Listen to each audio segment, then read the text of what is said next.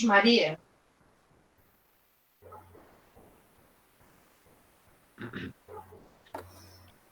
Bom, pessoal, só para a gente ir conversando um pouquinho. Primeiro, eu já tinha dado parabéns para vocês. O resultado de vocês foi muito bom, eu gostei de ver.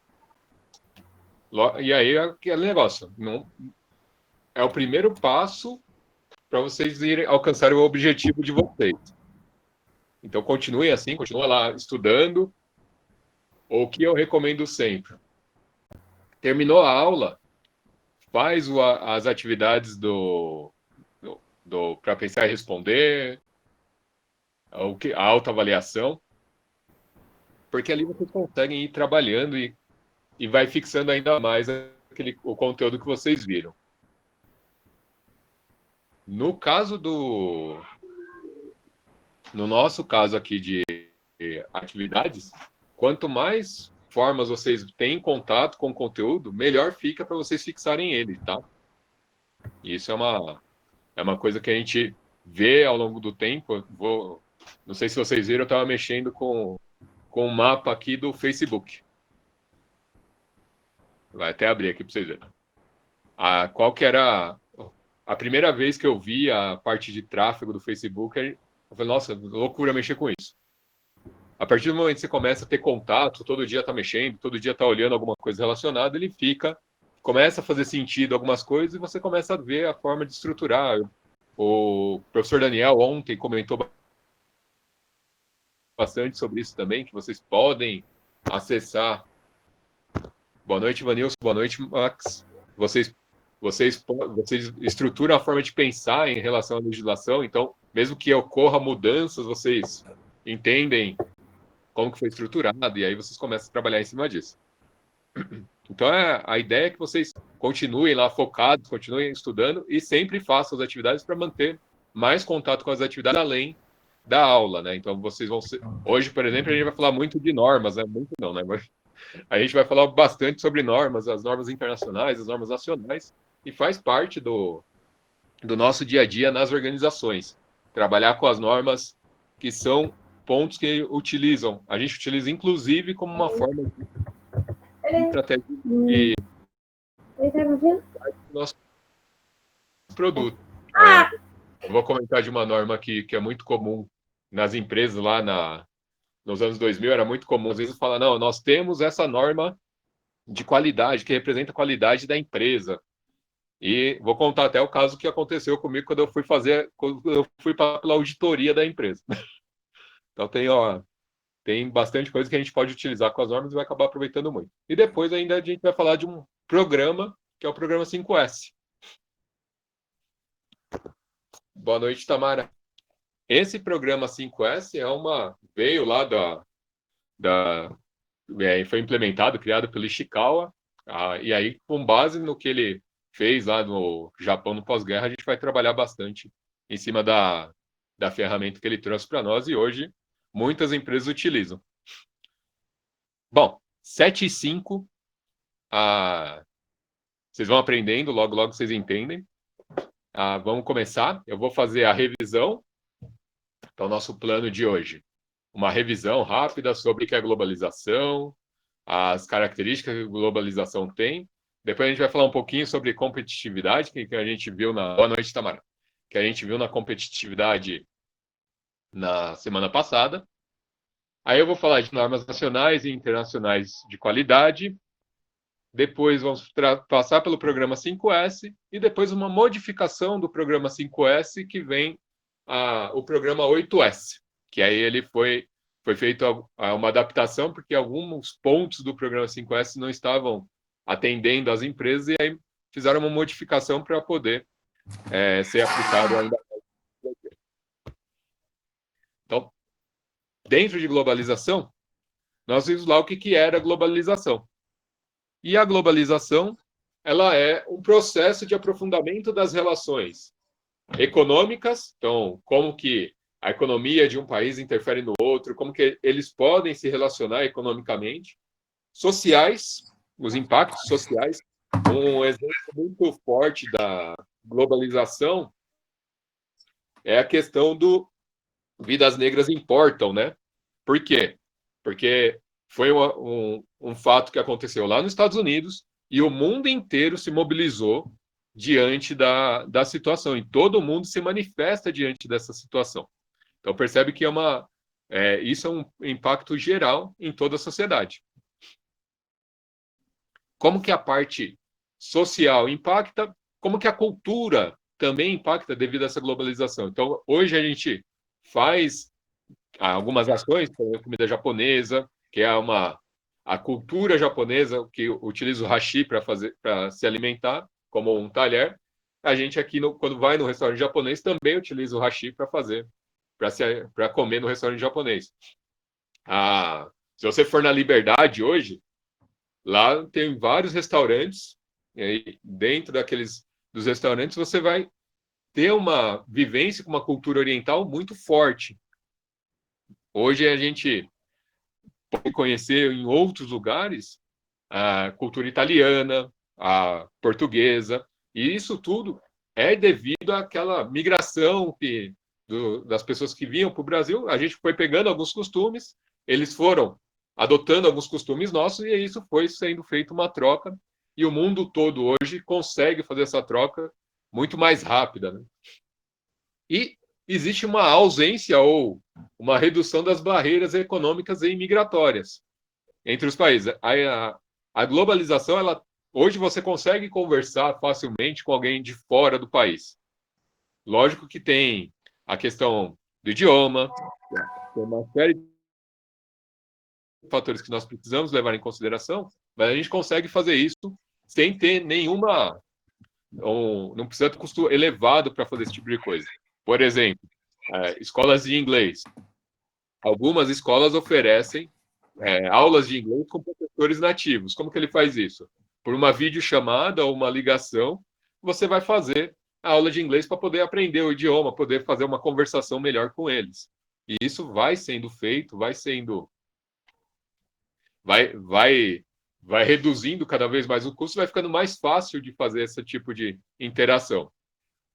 Hoje, por exemplo, para você fazer esse tipo de coisa, o pessoal iria fazer um intercâmbio, né? Vou viajar lá para fora para fazer isso. Hoje já tem essa facilidade. Dentro das características da globalização, a gente tem a integração social, econômica e política. A política, os impactos que as ações políticas que ocorrem em um determinado ponto impactam diretamente no país, num outro país. Aqui, como exemplo, teve o caso do ex-ministro da Educação que fez uma brincadeira de mau gosto lá com a China.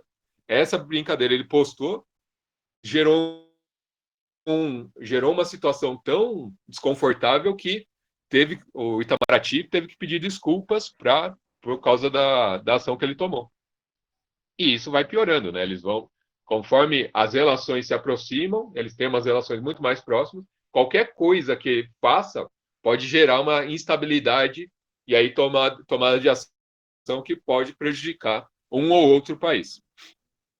União do mercado mundial, relações comerciais e financeiras, e aí a gente começa a trazer a questão dos blocos econômicos, que utilizam vantagens e recursos que cada um deles tem para poder ter mais força no mercado e poder negociar melhor. E aqui para Brasil, por exemplo, participa do Mercosul, participa do BRICS, que são formas deles poderem utilizar as vantagens que cada país tem e poder negociar de uma maneira melhor entre eles, sem muitas barreiras.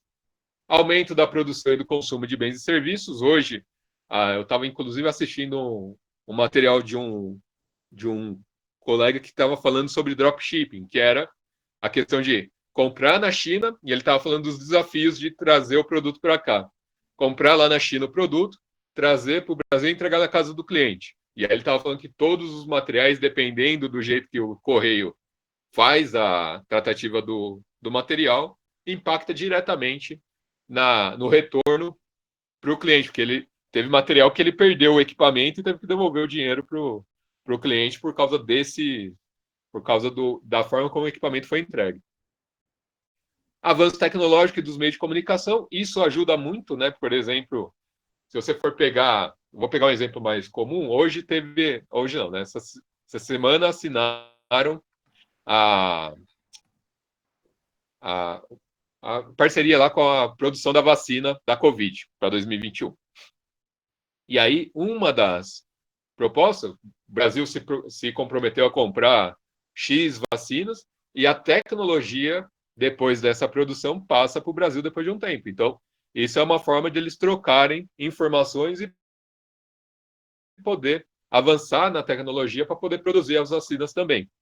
A velocidade das informações. Aí, isso aqui vocês são muito mais rápidos que eu para perceber, né? O que acontece hoje na China, a gente fica sabendo na mesma hora que está acontecendo. O pessoal mostra na hora lá para a gente. Então, essa velocidade de informação é muito boa. Muito bom. Depois, aumento da concorrência econômica. Boa noite, Ingrid. Aumento da concorrência econômica e o nível de competição. Quando a gente vai para fora, começa a fazer a relação com outros países, começa a exportar produtos ou começa a importar produtos, a concorrência aumenta, né? Porque eu tenho mais players jogando o jogo. E nesse caso, eu tenho mais empresas que podem concorrer, que podem exportar, que podem importar, e o nível de competição se eleva. Por um lado, isso é bom. Deixa eu ver, o Ivanilson parece que gosta de jogar futebol. Ivanilson, você joga?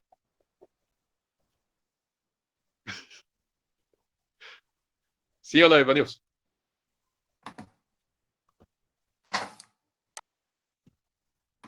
Opa. O mouse hoje está sensível aqui. Jogo mal. Olha lá, tá vendo? Claro que joga. O que acaba acontecendo? O Ivanilson joga futebol. O Ivanilson, qual que é o jogo mais legal que você lembra? Foi aquele que foi fácil, que seu time ganhou de 8-0 e você deu aula de futebol? Ou foi aquele mais difícil que foi suado para ganhar?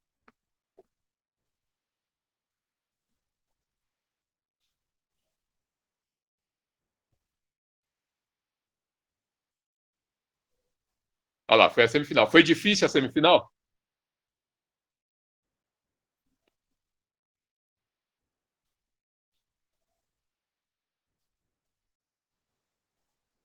Viu? E aí o que.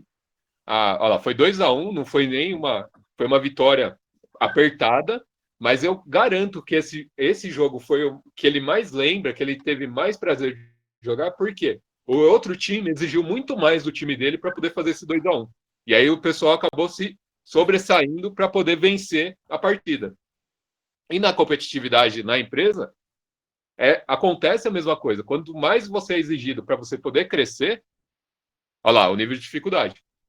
Quanto mais você cresce para poder ver, quanto mais você é desafiado para poder crescer, melhor fica no seu dia a dia. À medida que você vai alcançando ou melhores resultados, vai crescendo com a empresa, isso vai te dando uma, uma, uma sensação muito melhor, né? Essa competição é muito boa nesse caso. E aí a gente fala que são competidores porque, na verdade, acaba sendo um jogo. Você tem que ir lá todo dia entregar o melhor para o seu cliente, prestar atenção no que a sua concorrência está fazendo, para que aquilo que você tem de diferencial continue sendo um diferencial, e ainda lá na frente você pode falar, não, quem manda aqui sou eu, né? O meu time que manda aqui. Aí a gente consegue ir avançando e vai criando, galgando o mercado, vai crescendo ao longo do mercado. Surgem os blocos econômicos, e aí a gente começa a quebrar as barreiras. Olha lá, Barroca Futebol Clube. E a gente começa a quebrar as barreiras comerciais, então aí surgem os blocos econômicos, amplia-se o uso de máquinas na execução de tarefas, e aí isso é uma coisa que a gente vai ver, acaba vendo lá em processos.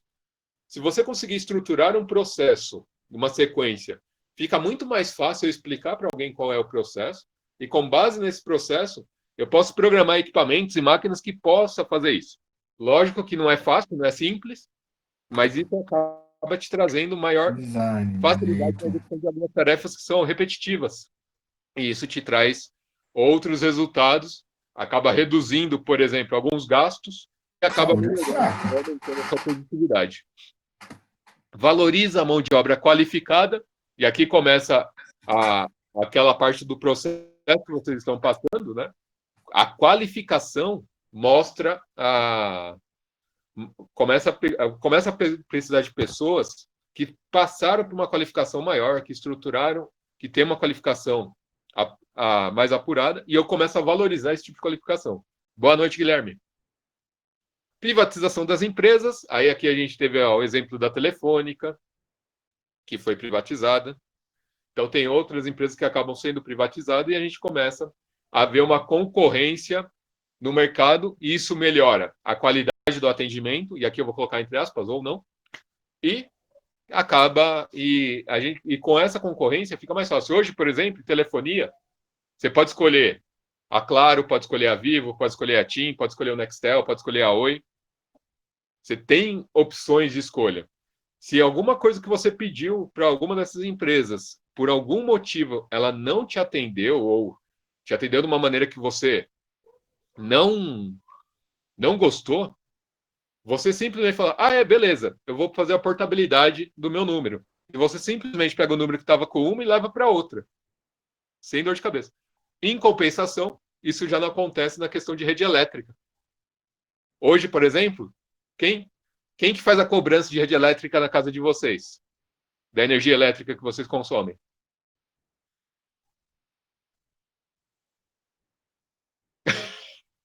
Ah, eu não tenho. Anda, pega lá pega lá a conta de luz.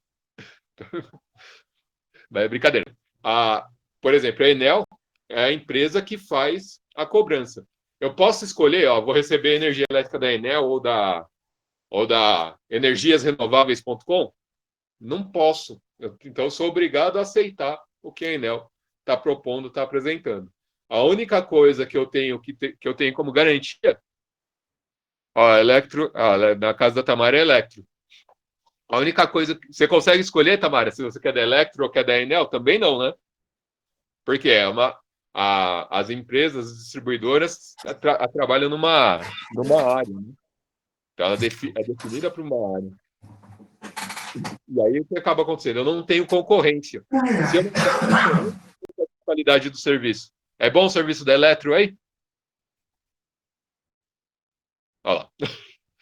Infelizmente é o que acontece. Eu não tenho concorrência. O meu cliente está amarrado comigo aqui, não tem como ele sair.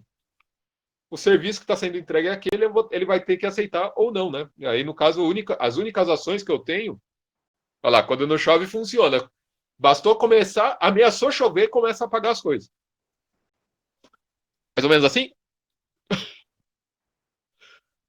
E isso é um fator que a concorrência é, acaba puxando. Ele acaba puxando a qualidade, por quê? Porque o cliente tem o poder na mão, né? Ele tem o poder de escolha lá. Você não vai me atender, você não está me atendendo de uma maneira adequada? Vou mudar. E ele simplesmente troca.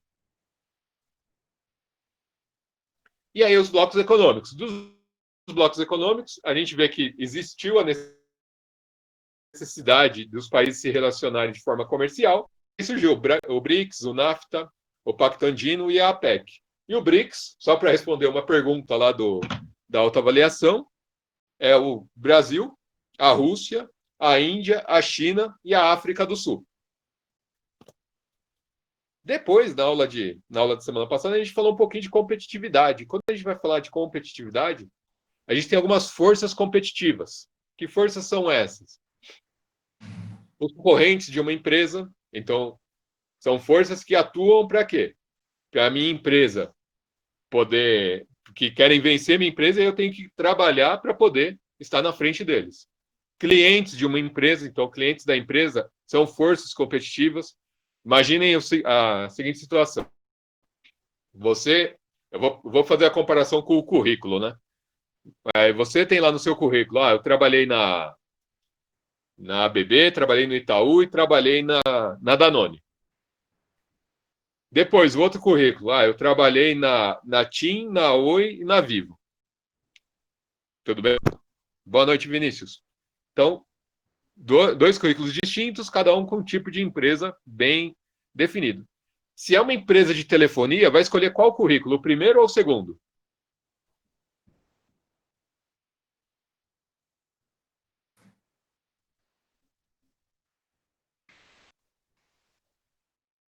E aí, uma empresa de telefonia vai pegar o primeiro currículo, que trabalhou em uma empresa mais diversificada, ou o segundo? O segundo, por quê? O currículo do profissional ele já tem a experiência, já passou por a vivência de trabalhar em empresas de telefonia. Agora, não, é uma outra área, um outro setor. Possivelmente, o primeiro currículo é mais atraente do que o segundo. Por quê? O segundo passou por empresas de telefonia. Se for uma área diferente da telefonia, o primeiro tem uma experiência maior. Então, ele passou por outros tipos de empresa. Com o cliente é a mesma coisa. Eu atendo universidades. Aí eu tenho um colégio técnico lá que precisa contratar um determinado serviço. Eu presto esse serviço, só que tem eu que presto serviço, mas eu tenho como clientes diversas universidades, e aí tem um outro player do mercado que trabalha só com colégios. Qual que é o melhor para esse colégio buscar? Quem que ele vai buscar primeiro?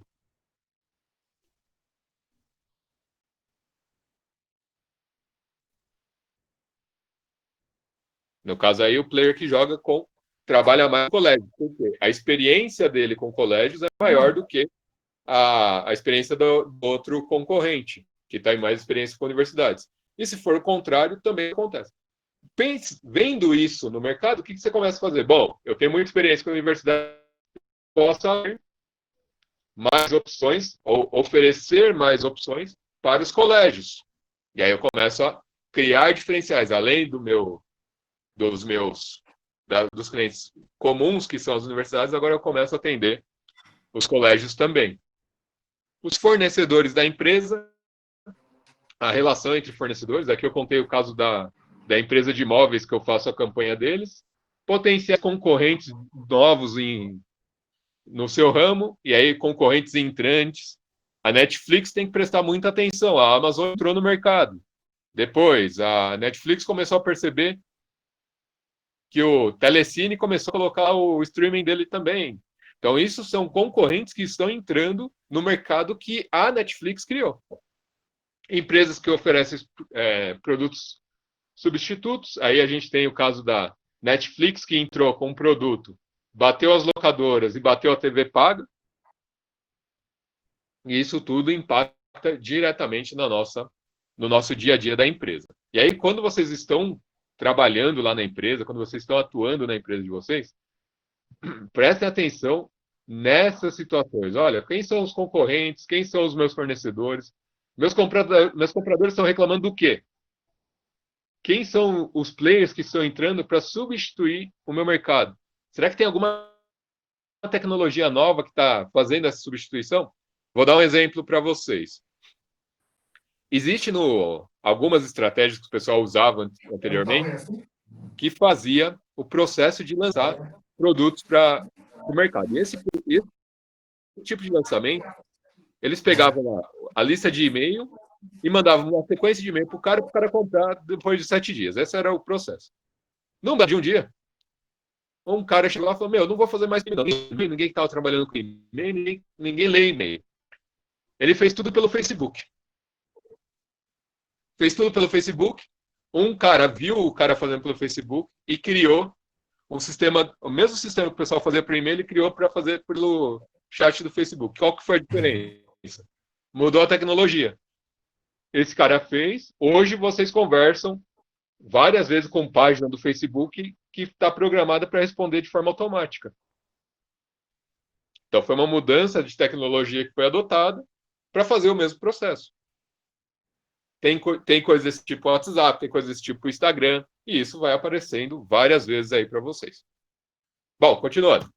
Agora a gente vai falar de normas internacionais e nacionais de qualidade. Pessoal, o que é uma norma?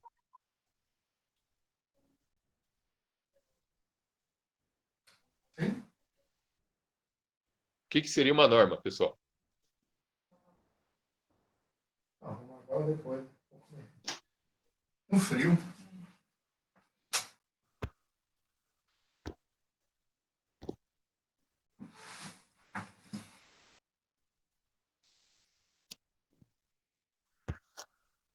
Regras, ótimo, boa. Processo, ó, o Guilherme trouxe uma boa aqui também.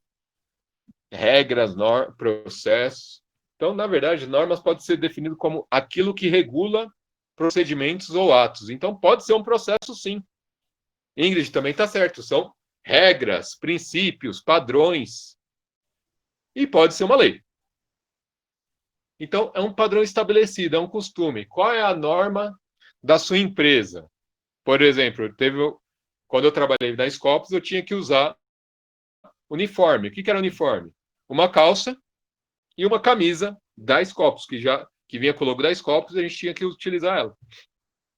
Era a norma da empresa. Todos os nossos colaboradores têm que estar uniformizados.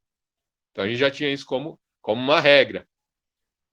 Eu tinha um conjunto de normas que eu tinha que obedecer para fazer um determinado atendimento para o meu cliente, um conjunto de procedimentos que eu tinha que seguir para que eu fizesse esse atendimento. Então, são os padrões que nós adotamos. Quando está explícito, está documentado isso, tem lá. Está aí. Tá, a norma você tem que ler e vai seguir essas normas aqui. E tem alguns costumes que estão implícitos. São normas da empresa, e isso muitas vezes o pessoal fala, quando você vai participar de entrevista, né? Vai lá dar uma olhada como o pessoal vai estar vestido, como que eles se vestem. Por que isso? Porque é uma maneira de eu me orientar a minha vestimenta para a maneira como eles estão habituados a ver. E isso no dia a dia pode não parecer nada para vocês. Ah, mas eu vou com o mesmo tipo de roupa, o mesmo tipo de vestimenta? Sim, porque daí o que acontece? Existe a tendência das pessoas buscarem o que se aproxima mais deles. A gente busca os semelhantes. E aí é uma possibilidade de você ser visto de uma forma diferente. Objetivos da normatização. O que a norma traz como objetivo? Primeiro, simplificação. Então, o primeiro objetivo de criar uma norma é simplificar o processo, é simplificar as etapas, é facilitar a explicação para o meu colaborador que está entrando agora. É facilitar a minha vida. Segundo, comunicação. Então, comunicar a norma, deixá-la clara para que qualquer pessoa que leia essa norma possa entender. Economia. Vou economizar em quê aí? Economia de tempo, economia na preparação. Eu posso comunicar isso de uma maneira mais rápida. Então, a norma ela traz economia em uma série de fatores. Segurança. A partir do momento que está normatizado, todo mundo sabe qual é a regra que tem que seguir, a gente começa a ter segurança nas atividades que nós estamos realizando. Proteção ao consumidor. Existem normas que são utilizadas como proteção para o consumidor. Eliminação de barreiras fiscais. E aí algumas regras e normas são adotadas para a gente quebrar essas barreiras. Que, dependendo da regra, a gente pode utilizar isso como uma forma de eu vencer a determinada barreira fiscal, porque eu estou atendendo à normatização vigente. E, por fim, a normalização proporciona dois grupos de benefícios. Os benefícios que nós chamamos de qualitativos, que não possuem meio de aferição. A gente já falou sobre qualitativo lá na gestão de projetos, né? E os quantitativos, que podem ser aferidos, que nós podemos medir. Então, quais são esses tipos de benefícios? Quais são os benefícios qualitativos? Uso apropriado de recursos. Então, seguindo as normas, você consegue usar adequadamente os recursos que estão disponíveis pela empresa. Identidade de processo. Vou dar um exemplo no uso apropriado de recursos que foi interessante. Quando a gente era técnico, não, ainda sou, mas quando eu estava atuando como suporte técnico, a empresa ela dava um celular para os técnicos poderem utilizar. E todos os celulares não faziam ligação para fora do grupo que estava disponível, com exceção do celular do plantão, que esse celular podia ligar para qualquer número, em qualquer lugar. E um belo dia estava lá a gente trabalhando e chegou uma conta de telefone lá gigantesca para a gente. Falei, nossa, mas o que é isso aqui? Vamos ver o que era. Dois técnicos novos pegavam o telefone de plantão e ligava para outros lugares. E nesse processo, para a gente já era tranquilo, não. É só para ligar para o banco ou ligar para o estoque para pedir alguma peça. E os técnicos estavam usando dessa forma. Quando a gente percebeu, falou, olha, não pode acontecer, não pode ser utilizado. E aí esse recurso não estava sendo utilizado de uma maneira adequada. E aí a gente teve que orientar todos eles para poder explicar, olha, não pode fazer isso, vamos cuidar com... esse daqui é para o trabalho, a gente sabe que às vezes tem uma emergência, pode ligar, mas vamos pensar e pensem na hora de fazer, né? Identidade de processos. Aqui é bem interessante porque se você entrar numa empresa e conhecer as regras dela, conhecer as normas que ela tem, você facilmente consegue saber o que pode acontecer. A gente começa a ter um pouquinho de previsibilidade do que vai acontecer e usar isso como uma vantagem na hora de poder negociar, na hora de poder acertar algumas coisas para poder crescer, fazer a empresa chegar em determinados resultados. Porque se você tiver a ideia geral dos processos, como que eles funcionam internamente, você consegue utilizar essas regras para poder alcançar objetivos que são necessários para a empresa vencer a competitividade, criar novos segmentos e por aí vai. Disciplina de trabalho, aí a disciplina é uma coisa que eu não consigo quantificar, eu tenho a parte qualitativa, por exemplo, horário da aula, 19 horas. O pessoal entra 5 para 7. Putz, legal, pessoal, a turma é pontual. O pessoal está entrando 7h15. Opa, a gente tem que chamar a atenção para a turma. Foi um caso isolado, foi uma situação atípica. Por exemplo, a rede da internet deu uma oscilada aí, está um pouco mais lento para acessar. Então, isso são fatores. Hoje, por exemplo, a gente já tem muitas pessoas que voltaram a realizar os trabalhos nas empresas e pode ter a situação do que? O trânsito aumentou e isso impacta no horário que vocês chegam, os transportes públicos estão mais cheios, também vai acabar impactando, pode demorar um pouquinho mais para chegar. Então, tudo isso a gente tem que ponderar antes de falar, não, o pessoal está chegando atrasado. Não é assim. A gente tem que verificar o que está acontecendo. Documentação dos conhecimentos técnicos.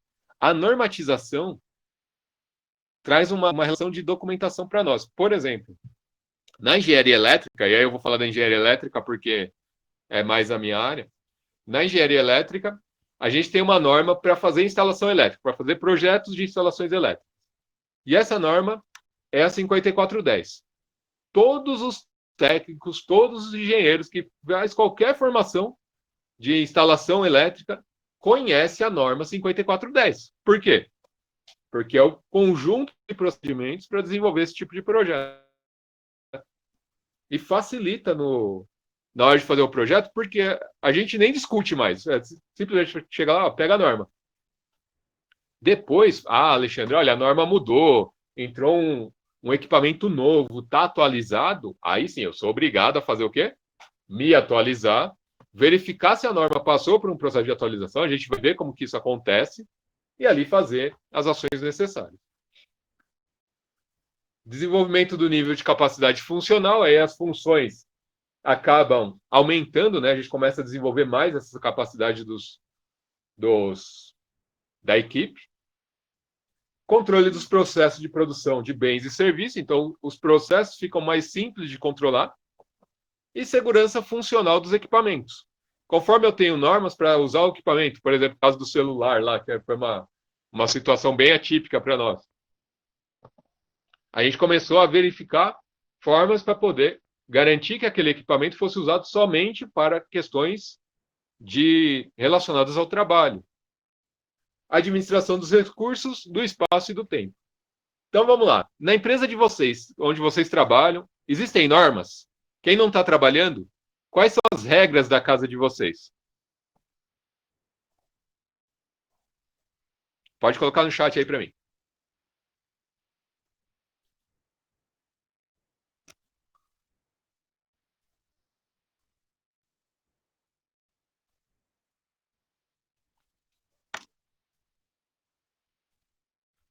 E aí, pessoal, quais são as regras da casa de vocês?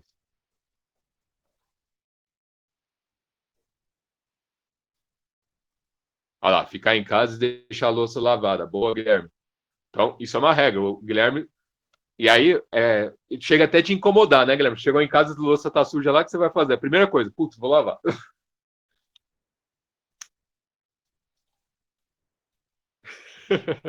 Não entrar de sapato, boa, é uma regra que nós adotamos por causa da Covid. Legal. É isso mesmo.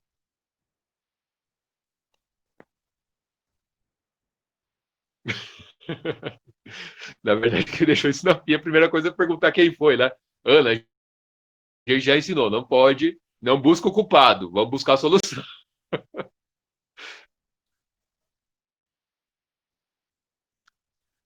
Olha lá, uma separação de atividades na casa da Ingrid, tá vendo? A Ingrid vai lá, ela faz a comida e a mãe dela vai lá, vai lava a roupa e arruma o quintal. E isso provavelmente vocês começaram a fazer, de repente virou uma coisa que as duas já sabem que cada uma tem que fazer, não é assim? Ótimo, Ingrid, beleza, obrigado. Então, perceberam? Esses são os benefícios qualitativos. Eu não consigo medir o uso apropriado de recurso, a identidade de processo. Agora, existem os quantitativos. Nesse eu consigo medir. Redução de desperdício, eu consigo saber o quanto foi desperdiçado, o quanto como estava sendo desperdiçado antes e o quanto que a gente conseguiu reduzir. Racionalização de recursos. Vou pegar mais um exemplo aqui. Nós tínhamos um problema muito grande de hora extra. Então a gente tinha muitas horas extras e muitas delas eram sem justificativa. A gente não conseguia justificar por que eu tinha feito hora extra naquele dia.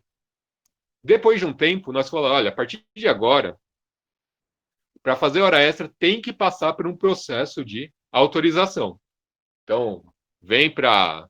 Ia lá para a menina que fazia o atendimento do departamento pessoal na nossa regional.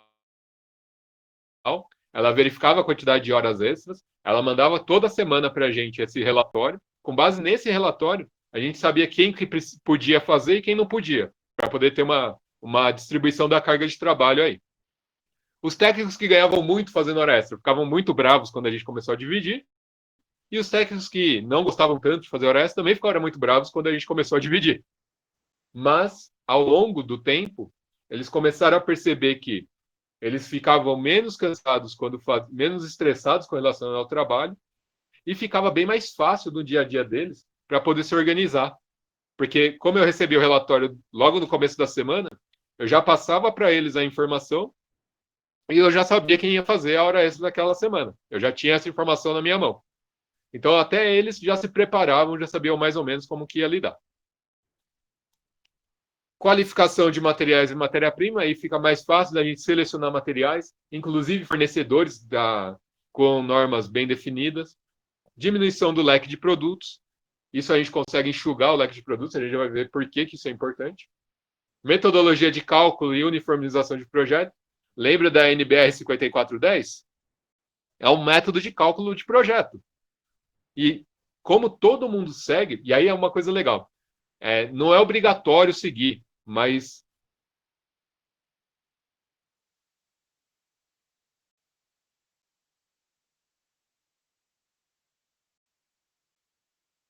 a, se não tiver erro de projeto lá no meio, né? Mas se eu seguir o projeto direitinho, foi pela norma e está tudo de acordo, não tem o que ser questionado. Agora, existe a possibilidade do meu projeto necessitar de algumas mudanças. Quando isso ocorre, aí eu sigo outros procedimentos e aí geralmente eu vou buscar isso em normas internacionais. Crescimento de produtividade com normatização. A sua produtividade acaba aumentando, isso a gente chama de curva de aprendizado, né? Deixa eu ver se eu consigo fazer. Geralmente, como uma coisa que a gente começa a aprender, ela começa assim, né? Opa, cadê? A gente começa a aprender, depois vai crescendo e chega uma hora que a gente se domina aquele assunto. Depois, começa esse desenho para vocês, ou não, pelo visto, né?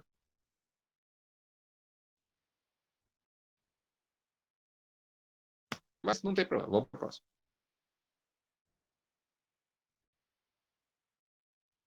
Normas internacionais.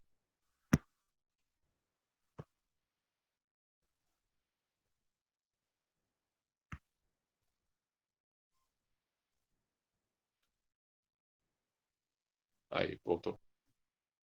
Tá bom. Então, normas internacionais. Normatização internacional é o resultado de acordos e conformidades adquiridos através de consenso entre todos os interessados e envolvidos no processo dentro das condições exigidas em um setor industrial em particular. Por exemplo, o Brasil tem lá, está querendo instalar o 5G. E aí, para poder instalar o 5G, existe uma série de critérios que eles precisam adotar para que seja feita a instalação. Isso não é uma norma. A tecnologia exige que alguns experimentos sejam dados, nós podemos utilizar isso como uma ferramenta.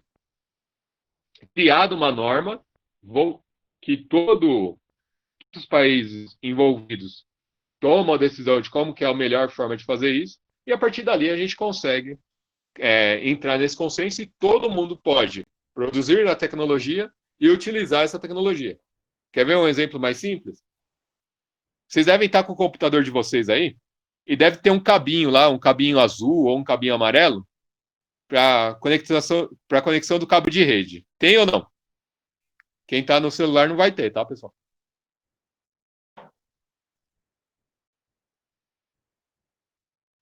Mas você já deve ter visto a porta de conexão da rede lá. Aquela porta, por que, que ela fez daquele, por que, que ela é montada daquele jeito? Por que, que aquele conector é o RJ45? Porque existe uma norma, uma padronização, e aí veio pela ISO, e essa padronização, todos os fabricantes decidiram adotar esse tipo de conexão para cabeamento de rede. Definiu a velocidade para transmissão do Wi-Fi. Ah, como que vai ser a conexão via Bluetooth? Também está definida esse tipo de conexão. Então, isso é normatizado. As empresas se reuniram e falaram: a melhor forma de fazer isso é desse jeito aqui. A melhor forma de adotar esse procedimento é essa. Um outro exemplo que a normatização pode trazer: as tomadas das casas. Até um determinado período, foi adotado como forma de tomada aquelas tomadas que ficavam com a face para fora. Então, a criança colocava a mão e jogava coisa ali dentro. Depois de um tempo, foi aprovada uma lei que obrigava a gente a usar aquelas tomadas com 3 pinos, só que dentro que a tomada entrasse no conector, na parte fêmea da tomada. E isso trazia o que de vantagem? Para que você fosse tirar o cabo da tomada, você pegava pelo cabo e você colocava no conector, e aí não corria o risco de tomar choque. Ficava mais difícil para a criança colocar a coisa dentro da tomada, ficava mais difícil de mexerem. Então, isso foi uma coisa que foi normalizado. A normalização internacional possui o objetivo de facilitar o intercâmbio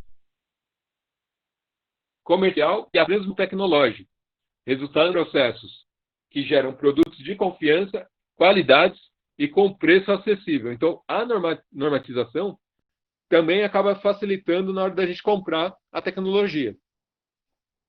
E aí a gente acaba reduzindo também os desperdícios. Aumenta a segurança funcional e a sustentabilidade ambiental e econômica. Aqui é um ponto importante que eu preciso falar com vocês. O que é sustentabilidade, pessoal?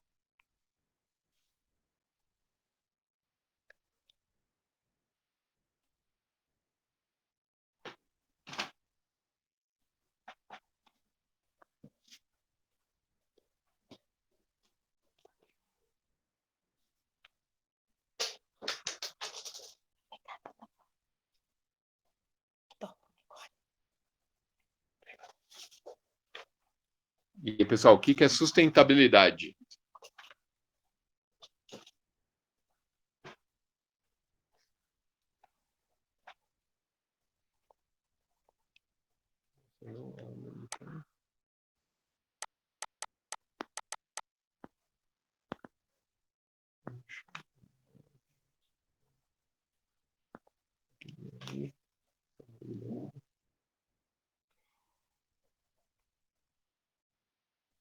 Vídeo aqui. Max Tamara.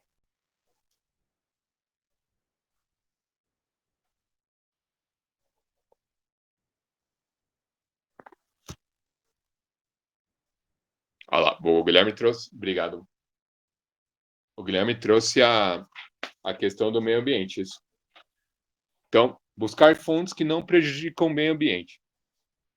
Então,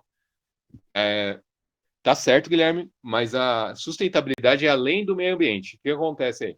Eu tenho que garantir fontes que não prejudiquem o meio ambiente, que garantam a questão econômica também e a questão social. Então, a gente vai falar sempre em um tripé, como se fosse um triângulo lá para a gente. Então, tem lá o meio ambiente, tem a parte econômica e eu tenho a parte social.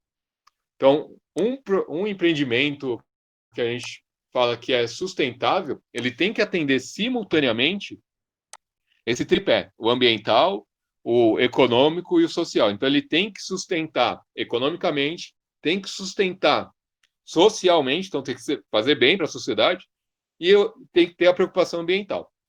Quem que é responsável pelas normas internacionais? Será que tem alguém que é responsável por ela?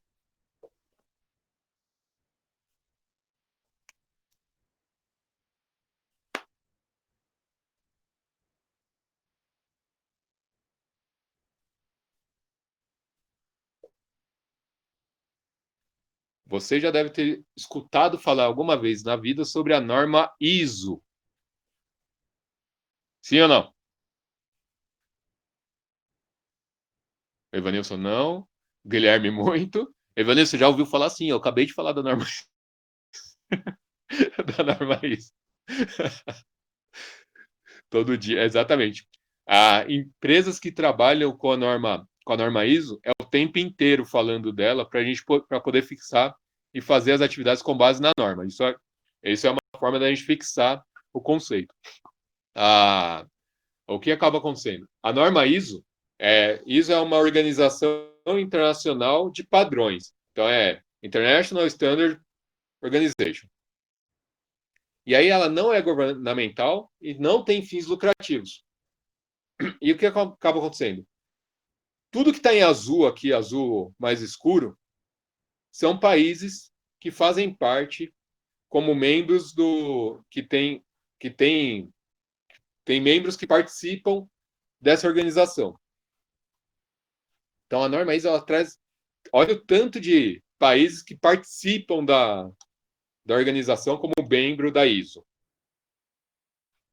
Depois, em amarelo aqui, são países que têm correspondentes. Então, aqui no nosso caso, na América do Sul, tem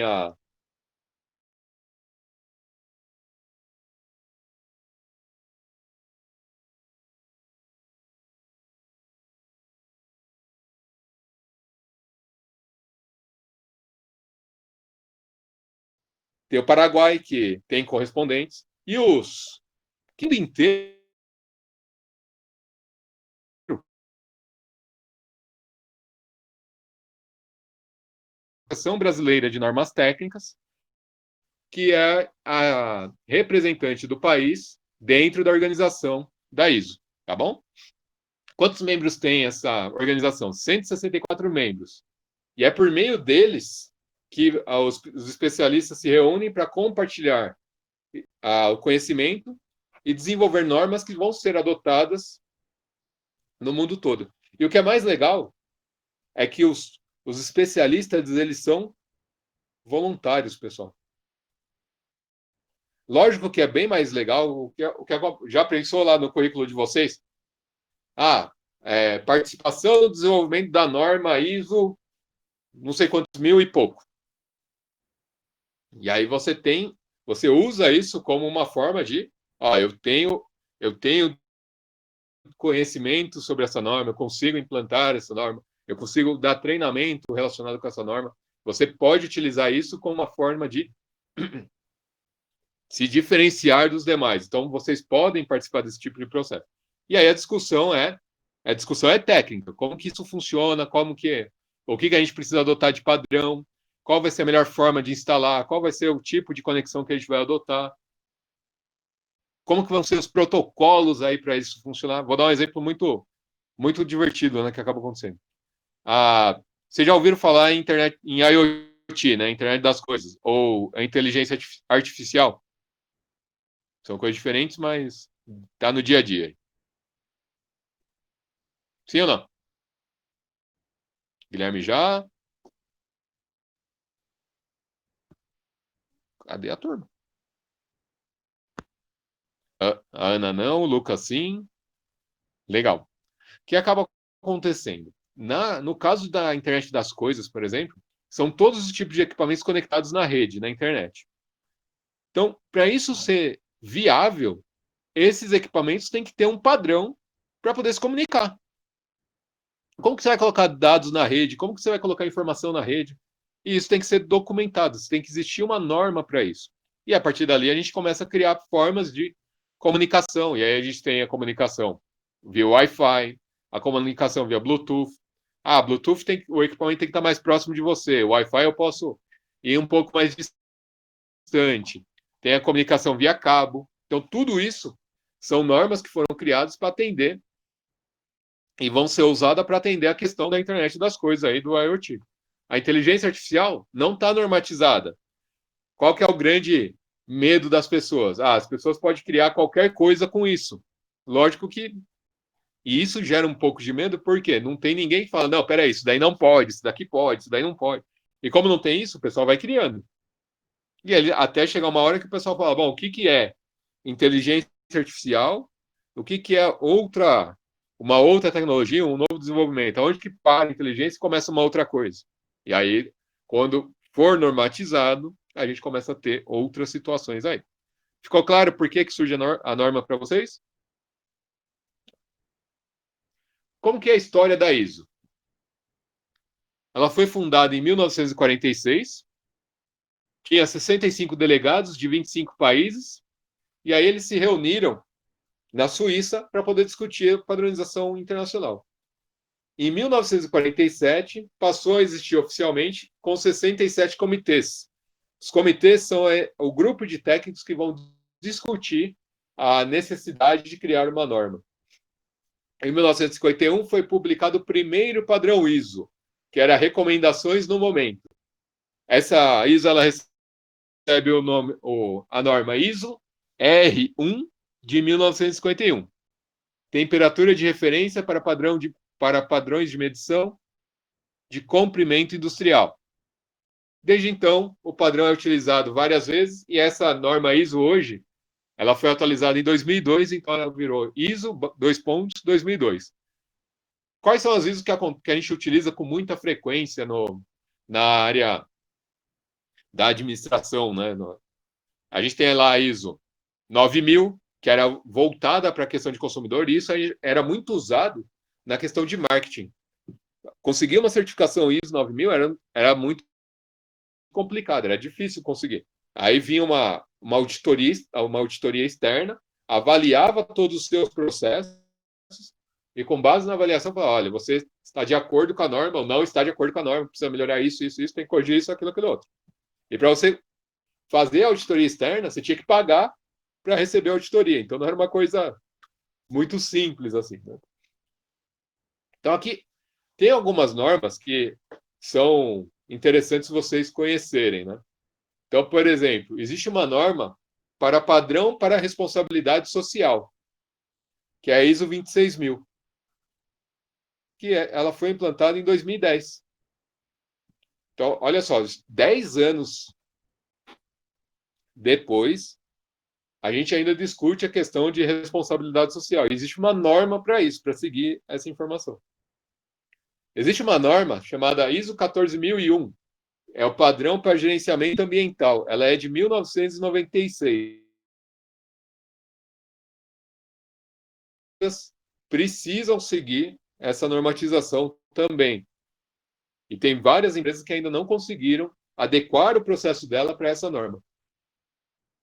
Aqui o ISO 5001, uma norma voltada para gerenciamento de energia, e isso aqui foi retirado do histórico da ISO, tá? Então, eu acessei lá o histórico da ISO, vocês podem acessar esses.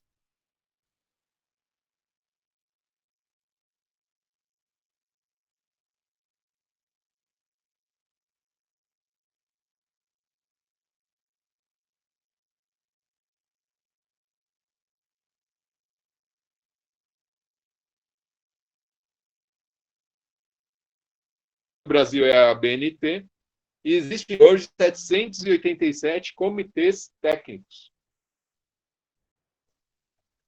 E como que surgem as etapas para essa padronização? Como que essas etapas aparecem, né? Como que é feito isso?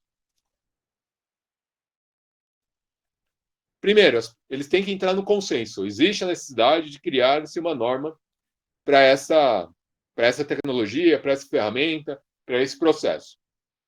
Depois ele tem uma abrangência. O que seria abrangência? A norma vai englobar o quê? De qual ponto até qual ponto. E, por fim, trabalho voluntário. Aí entra a equipe de técnicos que são voluntários para participar da discussão da elaboração dessa norma.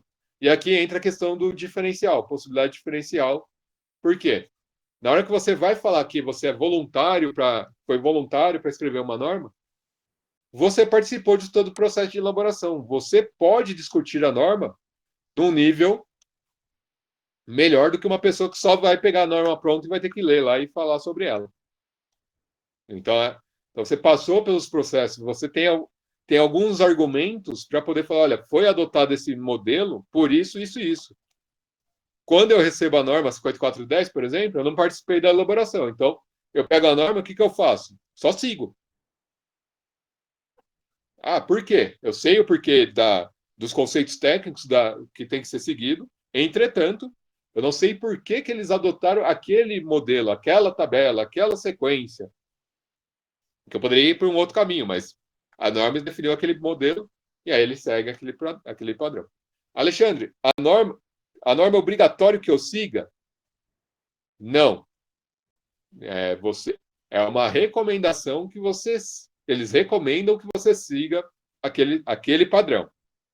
Não é obrigatório e você pode inclusive falar não seguir porque eu fui seguir uma norma internacional XYZ, a norma DIN, não sei das quantas, que pode ser adotado. Quem trabalha muito com mecânica utiliza a norma DIN para alguns processos. Isso é natural. Normas internacionais e a globalização. A globalização e a questão da competitividade torna um fator de sobrevivência seguir as normas internacionais. Imagina só, olha lá, o Guilherme usa bastante a norma DIN. Eu utilizo a norma como uma forma de poder competir no mercado externo. E o mercado externo exige que eu siga a norma para eu poder vender lá, por exemplo. Então eu tenho essa diferença, esse resultado por causa da normatização junto com a globalização. A tecnologia existe, eu tenho que segui-la e os procedimentos têm que ser adequados para eles. E para serem competitivas, deveriam apresentar produtos cada vez mais qualificados, e isso faz com que se torne uma pauta obrigatória. Por isso que o Guilherme escuta bastante falar sobre norma. Porque é uma pauta obrigatória no plano estratégico, nas melhorias contínuas, e uma preocupação grande com a sustentabilidade, lembrando que sustentabilidade tem que atender os 3 tripés, e o ambiente. E aqui um exemplo, né, a norma ISO 9001, que foi publicada em 1987, e ela visa o atendimento das exigências dos consumidores. Foi instituída em consonância internacional de práticas que estabelecem uma nova era do que diz respeito ao conceito de qualidade no mundo. Era um diferencial, em 95, 96, ter a norma ISO. Quando a ISO 9000 passou 9000, 2000, já não era um diferencial, era obrigação ter. Era obrigação seguir a norma ISO 9000. Tanto que uma vez eu fui passar por um processo de auditoria e a norma era muito... Você tinha que seguir os procedimentos, então você tinha documentação, tinha evidência das coisas que você fazia. E eu mostrei as evidências, não, aqui, todos os técnicos têm conhecimento da norma.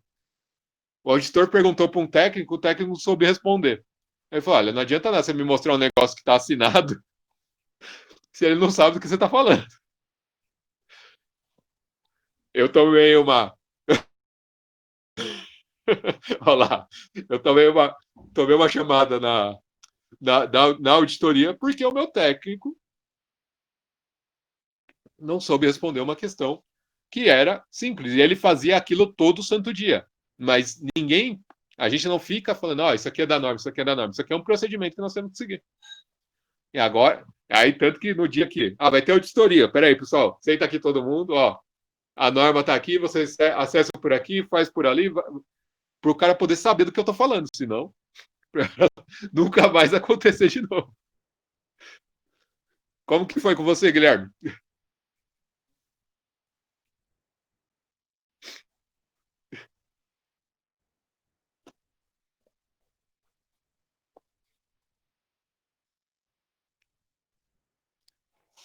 E aqui a gente tem agora a ABNT. A ABNT é a Associação Brasileira de Normas Técnicas, é um foro nacional de normalização, e é de reconhecimento da sociedade brasileira desde a fundação em 1940, 28 de setembro de 1940. É uma entidade privada, sem fins lucrativos, é membro fundador da ISO e é responsável pela elaboração das normas brasileiras. Aqui a gente conhece como NBR. Só pegar o caso do Guilherme aqui, ó. A auditoria perguntou sobre o nome da DIN, de uns parafusos, e eu fui todo bonitão mostrar os processos. Mas eu não tinha atualizado e comprei 800 parafusos da norma anterior, tá vendo? E isso acontece porque a norma é atualizada frequentemente. E a gente precisa ter um processo de acompanhar essas normas, acompanhar essa atualização. E aí a gente vai lá, mostra, né? Fala, ah, não, tá aqui, ó. Aí, putz, tá desatualizado.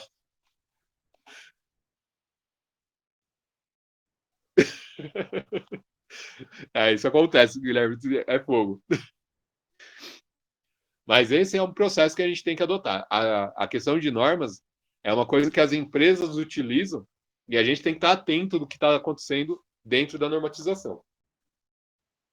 Bom, normas, até aí, tudo bem? Eu vou mudar de assunto agora. Apesar de estar relacionado com normas, a gente vai falar de uma outra coisa. Posso continuar? Sim ou sim? Guilherme pode. Cadê o pessoal?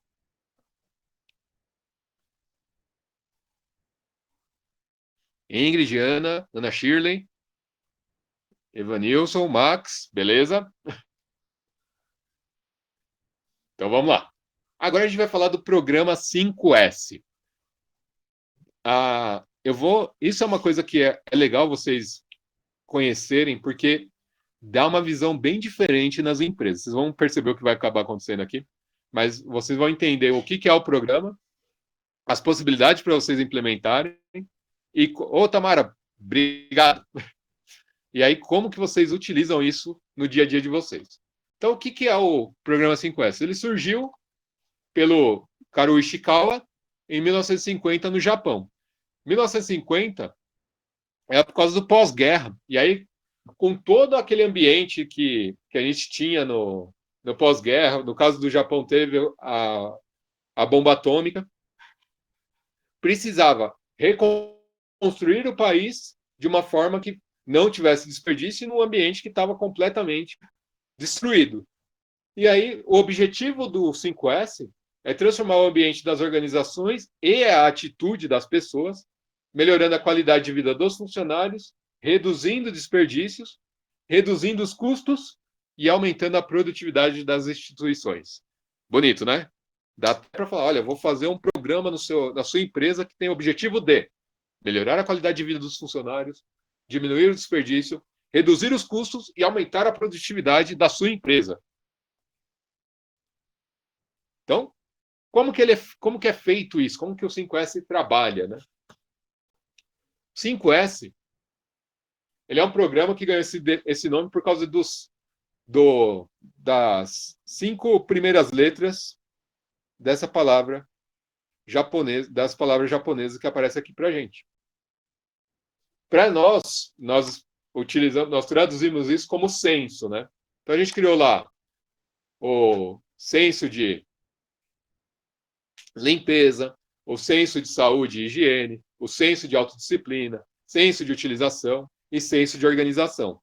Só que em japonês seria o seiri, seiton, seisu, seikitsu e o shitsuki. O que seria isso? Seiri seria a parte de descarte. É o senso de utilização. Separar o necessário do desnecessário. Então, você chegou numa empresa, como que eu vou fazer isso na empresa? Eu vou chegar lá na empresa e vou falar, hoje é o dia o housekeeping, que seria o quê? A limpeza da casa. Vai colocar lá os equipamentos que estão quebrados, os equipamentos que vão ser descartados, e vai deixar os equipamentos que são úteis. E você vai separar. Fez a separação, separou. O que vai ser descartado? Vai para o processo de descarte, aí tem que lembrar da legislação sobre meio ambiente, né? Não vai jogar no rio. Mas eu preciso fazer o descarte desses equipamentos, tirar ele da empresa. Se não está sendo usado, aí faz um jitsu. Se não está sendo usado, a gente vai descartar. O que está quebrado, a gente vai colocar lá, vai consertar o que precisa ser consertado e tem uso. Se não tem uso e está quebrado, também vai para descarte. Depois, então, separei o que é útil e o que não é útil. Agora a gente vai para a parte de arrumação. A arrumação no 5S é organizar, colocar cada coisa no seu devido lugar. Vocês podem fazer isso na mesa de vocês.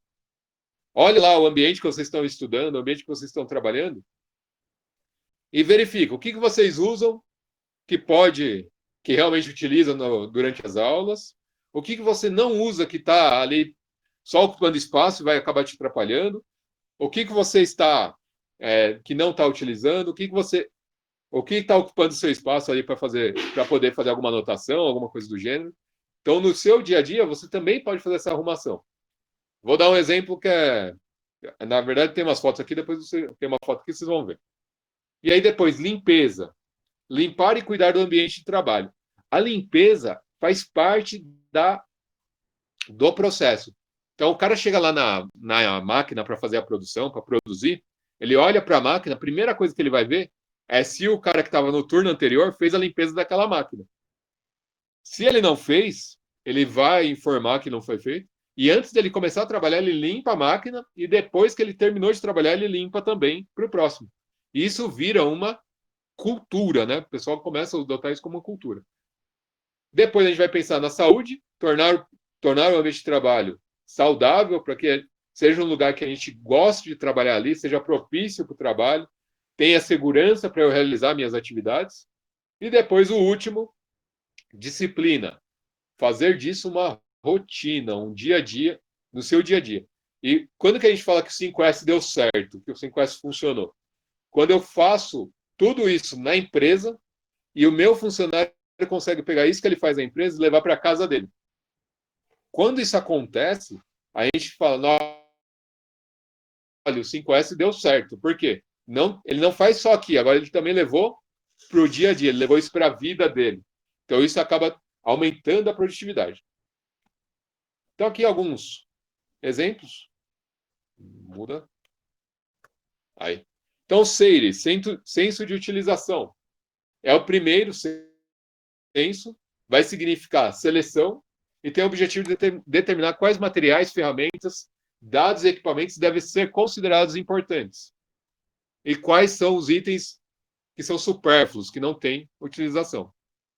A gente vai manter no ambiente apenas o que é relevante e destinar o restante, o que não é relevante, para o descarte ou outras áreas que possam utilizar. Então, a primeira pergunta que a gente vai fazer é: nós precisamos disso? O que deve ser jogado fora? O que a gente que deve guardar? Onde isso pode ser útil? Então, são essas perguntas que nós vamos fazer para poder descartar o material ou deixar ele lá para a gente utilizar. Pensei no que vai ser útil, pensei no que vai ser bom para ser usado, a gente vai para o centro de organização. Determinar que todos os itens sejam utilizados de forma comum, devem ficar disponíveis em locais determinados. Por exemplo, ferramentas numa oficina.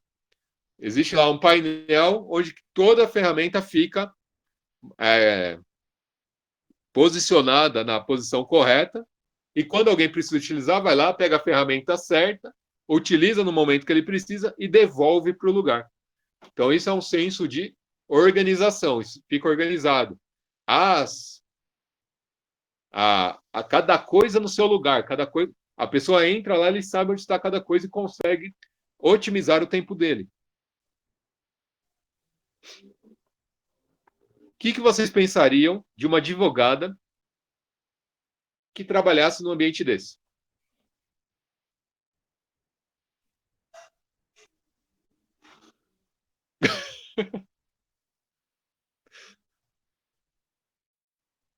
Olha lá, sai fora, parece uma livraria. Olha o tanto de papel espalhado, pasta. Consegue se achar aí? A frase que eu escuto assim: não mexe na minha bagunça eu me acho. Porque se você organizar minha bagunça, não sei onde está nada. Não tem 5S, boa, Ivanilson. Mas olha só a diferença que dá. Um ambiente mais limpo, né? Computador, mouse, os equipamentos de utilização, ambiente para entrada, material para anotação. Então, tudo no seu devido lugar para ser utilizado no momento que ele precisar. Então, aqui foi feita uma limpeza no ambiente, foi feita uma melhoria no ambiente. E aí, o que eu recomendo para vocês? Pessoal, quer mostrar que dá resultado 5S? Pega lá meia hora do seu dia, 1 hora do seu dia, e separa o que é útil e o que não é útil, faz a separação, e depois organiza, utiliza o senso de organização. Mas antes de você fazer isso, tira uma foto do antes e a foto do depois. Se você tirar do mesmo ângulo, dá um impacto tão grande no resultado, só por vocês terem organizado, que o pessoal fala, nossa, virou outra empresa. E isso, quando a gente precisa aplicar o 5S, a gente geralmente comenta o pessoal fazer o quê? Aplica num lugar pequeno para mostrar a diferença. E depois você vai aplicando em toda a empresa. Porque se você se chegar lá, vai fazer para toda a empresa, o pessoal fala, não vai dar certo, não vai funcionar, isso nunca deu certo. Já tentaram fazer isso aqui. E aí isso vai criar uma barreira e vocês têm que mostrar o contrário, né? Vocês têm que vencer a barreira. E a melhor forma de vencer a barreira é mostrando onde já deu certo. Tá? Então aqui um exemplo. Aí depois a gente vai para o senso de limpeza. É o terceiro senso do programa. Esse terceiro senso, a gente vai fazer a limpeza. O ambiente limpo chama atenção e tem o poder de influenciar as pessoas de forma positiva. Então, ali com o ambiente limpo e adequado, traz uma sensação para a questão de saúde também, e as pessoas começam a ver aquilo como uma forma de poder seguir também. E com base nisso, possui o objetivo de facilitar a limpeza em um ambiente de trabalho, eliminando a sujeira e os objetos desnecessários no ambiente. Esse terceiro S define como prioridade o entendimento de quais são os motivos que podem estar causando a sujeira. Então, além de eu limpar, eu preciso saber por que a sujeira está, o material, aquele espaço fica sujo daquele jeito. E ali é buscar formas de você reduzir isso ou até mesmo eliminar esse ponto. O que está causando a sujeira no ambiente? Quanto de limpeza é necessário para manter uma boa qualidade de vida no trabalho? Como a limpeza contribui para o ambiente do trabalho? E se existe algum problema de manutenção da limpeza? Então, vocês já começam a perceber que no terceiro senso, no senso de limpeza, o ambiente a gente primeiro descartou o que não precisava, organizou as coisas e agora estamos limpando e mantendo o ambiente limpo. No quarto senso, senso de padronização. Quais são os valores e normas de comportamento que precisam ser tornados cultura da empresa? E aí, tornar cultura, pessoal, é aquilo que o pessoal faz sem pensar. Olha, todo mundo está fazendo igual, todo mundo faz assim, todo mundo faz assim. E aí vira aquela coisa. Como que a gente faz isso? É o dia todo martelando a a informação para o pessoal. Olha, desse jeito, olha, desse jeito, olha, desse jeito. Vou dar um exemplo. Toda aula a gente fala para vocês fazerem a autoavaliação. Por quê? É uma cultura nossa que aquele processo auxilia vocês a rever o conteúdo e responder as questões. Então, isso é cultura mesmo. É para a gente, vocês passam por um processo de isso tem que virar uma cultura para eles poderem fazer a atividade. Perceberam como que? E aí vocês percebem que não é só o Alexandre que fala na quarta-feira. O professor Rogério fala na segunda, o professor Daniel fala na terça, o professor Daniel fala na quinta. Qualquer um que entra para falar com vocês, a gente comenta de fazer as atividades. Por quê? Para virar uma cultura do dia a dia de vocês. Para vocês terem isso como um hábito. E aqui é uma boa ideia traduzir as necessidades, além das normas, criar placas na parede para a pessoa poder visualizar. Ela nem precisa, às vezes, parar para ler, mas se for fácil de identificar, isso ajuda bastante. E utilizar formas de iluminação das placas. Quanto mais atenção nós chamamos para a padronização, melhor fica para os funcionários lidarem com isso no dia a dia. E a última é a autodisciplina. É a última fase, e aí a pessoa incorpora isso e faz isso no dia a dia dela.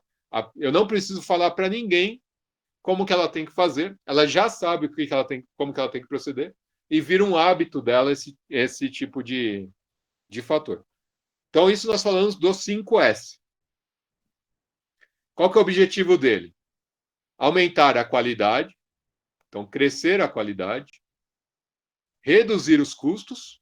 Então, quando eu reduzo os custos, eu consigo ter um valor competitivo maior. Reduzir o lead time. O que seria o lead time? É o tempo que leva do meu cliente fazer o pedido até ele chegar para o meu cliente. Regra básica para vocês entenderem o lead time. Foi lá no McDonald's, certo? O tempo que vocês levam para fazer o pedido no caixa do McDonald's e pagar, até o McDonald's te entregar o lanche do jeito que você pediu. Então, esse tempo é o lead time para a gente. Aí a gente tem o just in time, que seria o quê? O produto vai ser entregue no momento que o cliente pede, na hora que ele pede, na hora que ele precisa lá.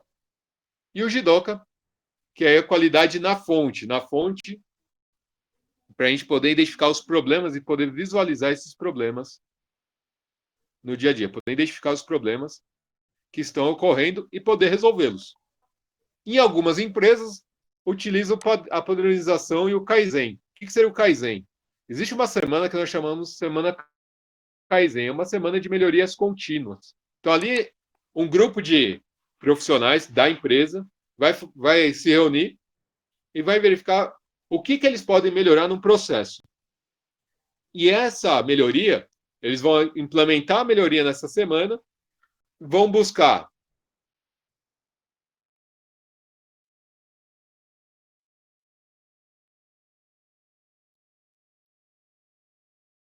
que tudo continue sendo feito de uma forma padronizada e no tempo, e vai verificar se aumentou a produtividade ou não. Então, a Semana Kaizen é uma forma de colocar os colaboradores para trazer soluções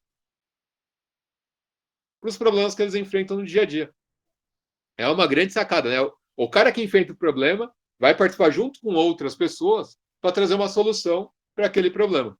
E isso traz envolvimento da equipe, a dinâmica na equipe melhora porque eles acabam discutindo bastante sobre diversos assuntos, e isso é muito bom para o nosso dia a dia. Só que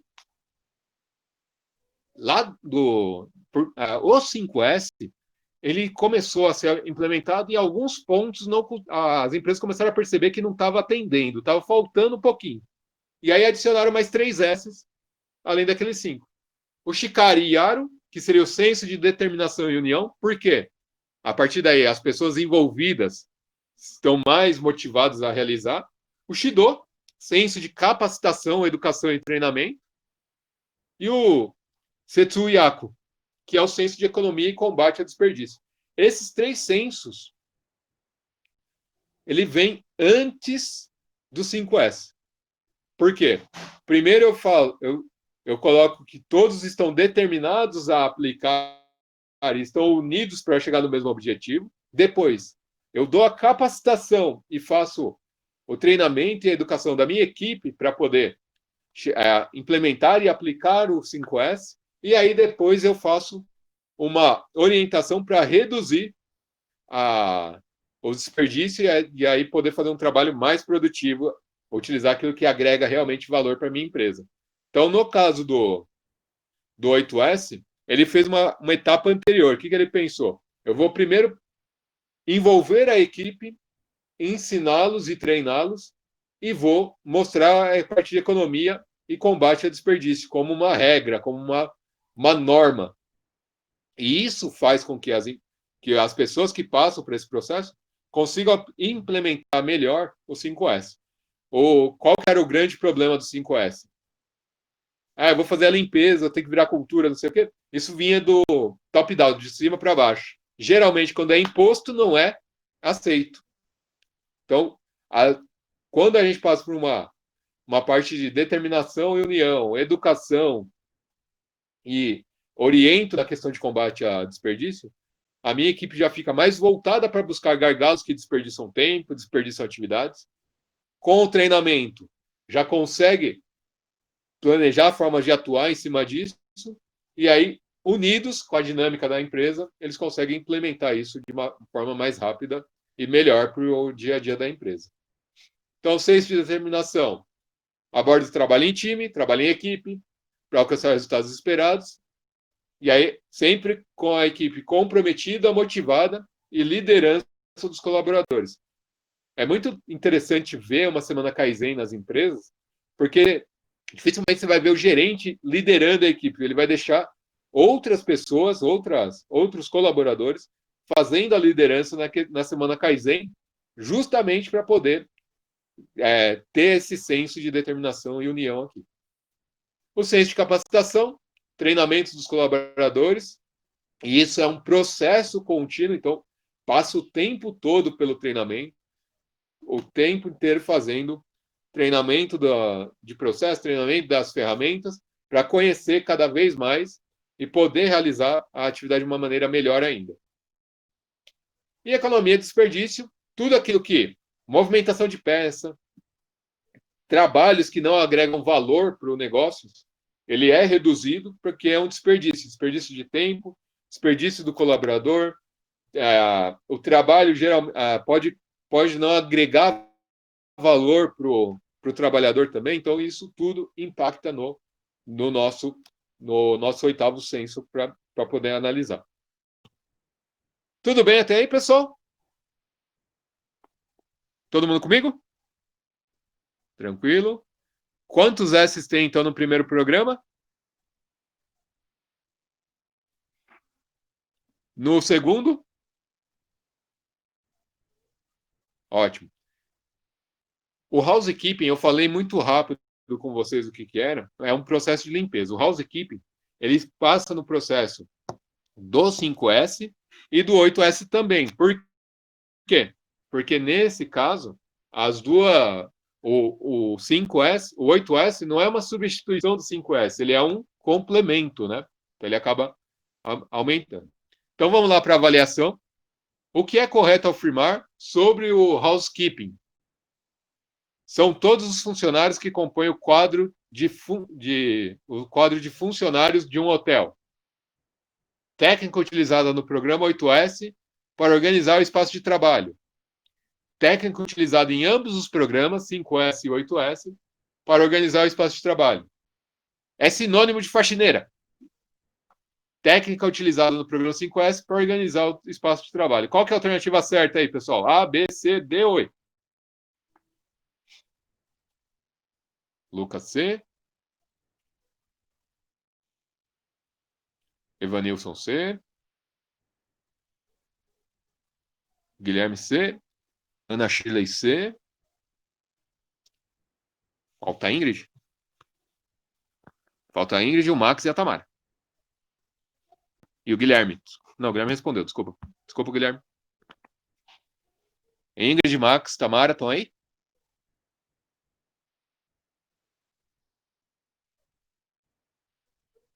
Aí, Ingrid C. Obrigado, Ingrid. Eu vou pedir pro Google Meet colocar aquela carinha lá do pessoal que está olhando a tela ou está olhando outra coisa. Ele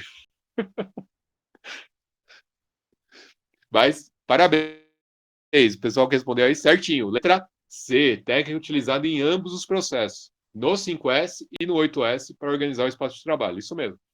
Então, lembre-se sempre. Boa, Tamara, obrigado.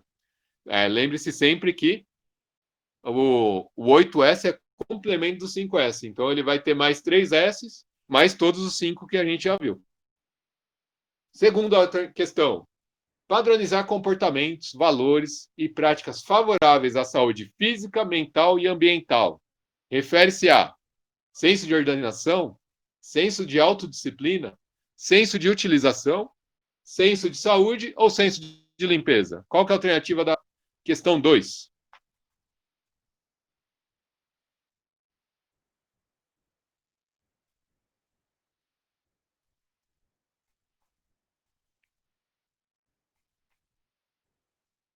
Luanilson 2D, Lucas 2D, Guilherme B.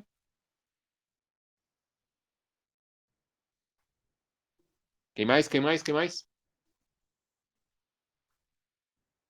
Ingrid D.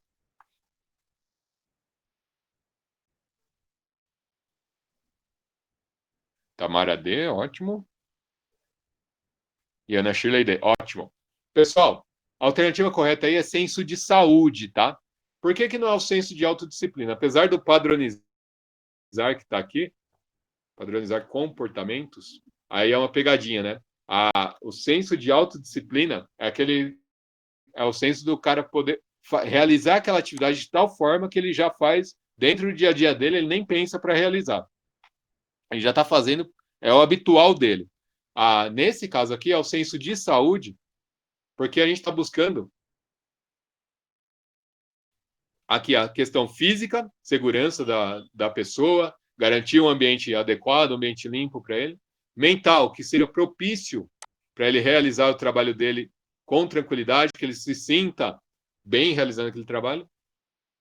E que cuide do ambiente em que ele está trabalhando. Então, nesse caso aqui, ele faz no piloto automático mesmo, Lucas. Nesse caso aqui, a gente está falando do senso de saúde, tá? Então, a alternativa correta, alternativa D de dado. Beleza? Terceira, sobre a importância da ISO nas organizações, qual a alternativa que sugere a mais relevante? Pode fornecer para as empresas e organizem a certificação. Utilizar a certificação como um instrumento de publicidade e propaganda, dando senso de disciplina e qualidade para o cliente. Atender às exigências governamentais. Ter um certificado para se diferenciar da concorrência. Qual que é a alternativa que sugere mais relevância, que é mais relevante para eles? Alternativa A, B, C, D ou E? C. Ingrid C.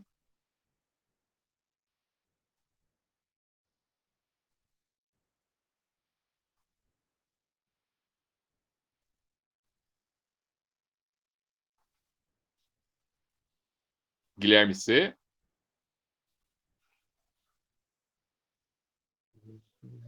Lucas C, ótimo. Quem mais? Max, Tamara. Ana Shirley.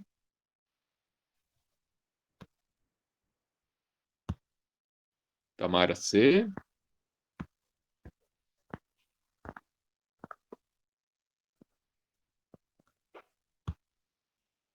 Ana Shirley C. Muito bem, pessoal, isso mesmo. Mapear e organizar processos do negócio, internalizando o senso de disciplina e qualidade para o cliente. Perfeito. Eu falo que vocês não tem jeito, o pessoal manda muito bem nessas aulas. Para pensar e responder, quais as principais normas nacionais e internacionais de qualidade?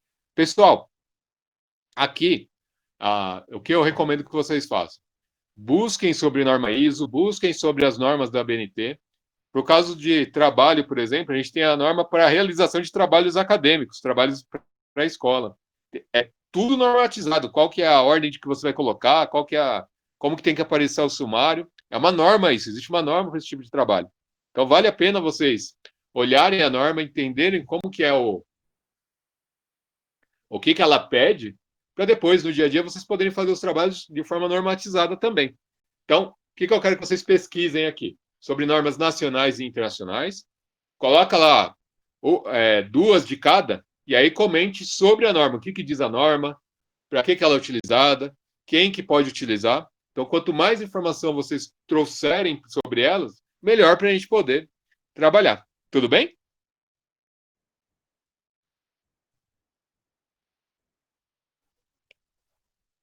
Dúvidas até aqui?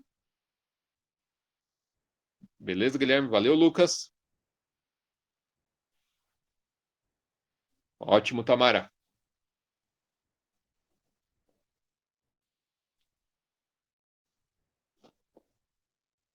Então, pessoal, hoje era isso. Muito obrigado. Amanhã vocês têm aula com o professor Daniel, técnicas de negociação. Vão negociar com eles lá, vão ver outras formas de negociação. E aí, eu espero que vocês respondam lá o questionário na autoavaliação. Não deixa para a última hora, vai lá e responde mesmo. E faça a pesquisa sobre compara, pensar e responder, respondendo ali mesmo, tá bom? Pessoal, obrigado, boa noite. E amanhã eu tô aqui com vocês. Bom descanso, Lucas.